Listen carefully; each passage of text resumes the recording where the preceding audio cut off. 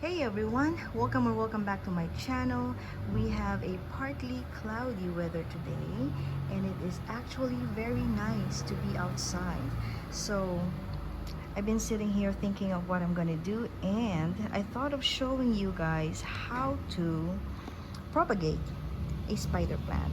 My Zen garden is looking a little sad today because I need to take care of a few things. Alright, before we go to that, let me show you my lounge chair. If you're wondering what those are for, um, I learned from a gardener that you can use things that are highly reflective of light to deter birds from pooping in your yard. So most of the time I use this silver plate as an ashtray when I am doing rituals or when I'm burning incenses. And these are just old CDs. So far they've been doing the job that they're supposed to do because I don't see any bird poop. And sometimes there will be some, what do you call that, wet spots, but it's not really the actual big poop that you guys see on the railings of my balcony. Anyway, going back to the plants, I have to take care of this now. I think I might have overwatered them. I have two of those. This is the other one.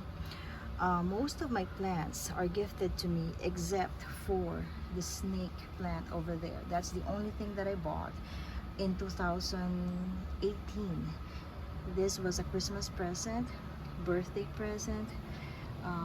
I believe these are birthday presents. They were just one plant that I divided into one, two, and there's a third one over there. All right, so I thought of showing you how I propagate this spider plant. We have a few babies that we can already put in a separate pot, like this one. When you cut them, you have to look for the roots. They already have started growing their own roots at the bottom, and then you can cut that. There's another one right here. This is a big one right there. That this is I think the best one that I've got. Nope, I have another one. That's the first. This one has grown its roots too. So two. We have three. We have a small one right here. I don't see the roots though.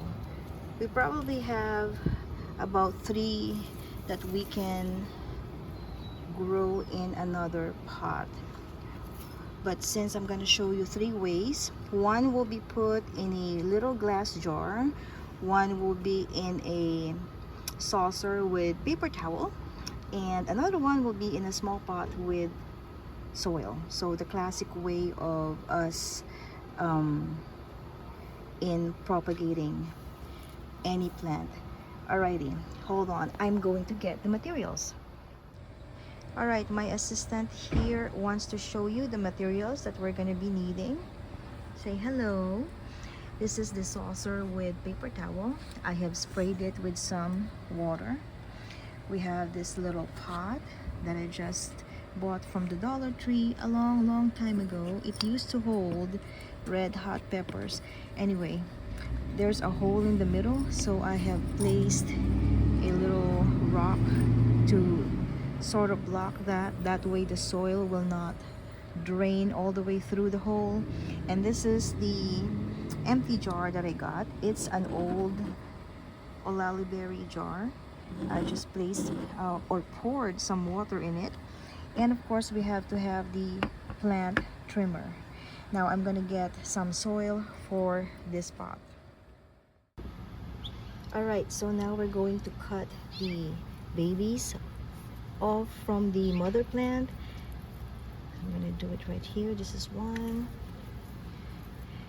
and then where's the second one? This is the second one.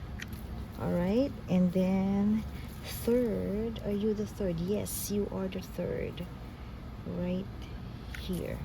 All right, so now we have 3 babies from the mother plant, and I'm going to move you to where the 3 materials for potting that we're going to use for today.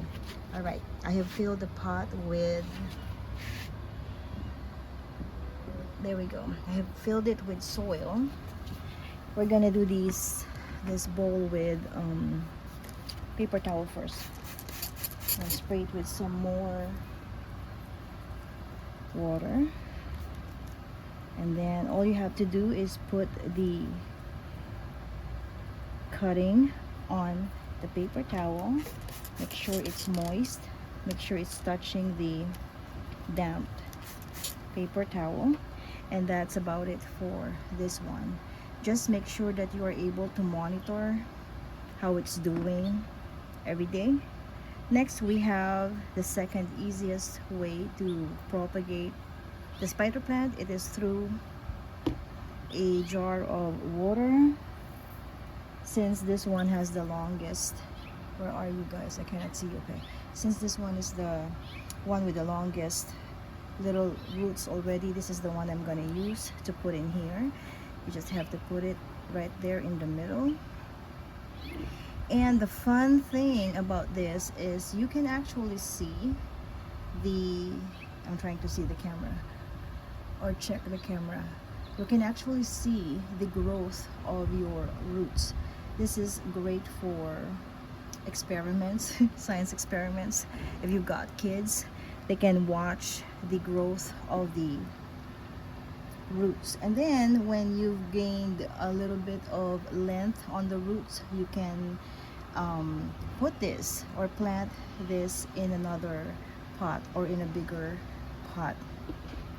Now today is the new moon, so one of the best activities to do on new moons is planting or repotting.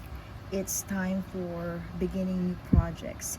It's also very grounding, and you don't necessarily have to be a witch to do this or to start any other project. All right, this is the last one. I'm just gonna spray it with a little bit of water, and then using one of your fingers, you can just put a little indentation on the pot, on the soil, and then you have to put it right there and sort of plant the baby